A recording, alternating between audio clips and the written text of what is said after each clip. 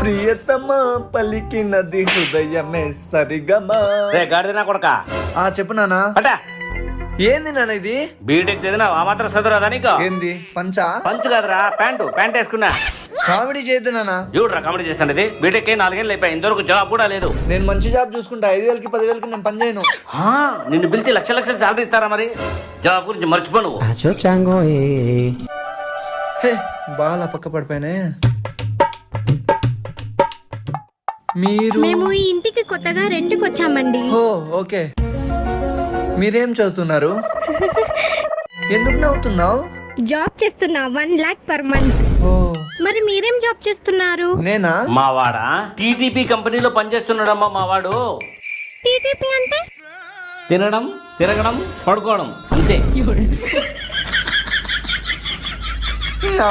మరి ఉదయించేదాన్ని మా నాన్న ఉంటే చాలు.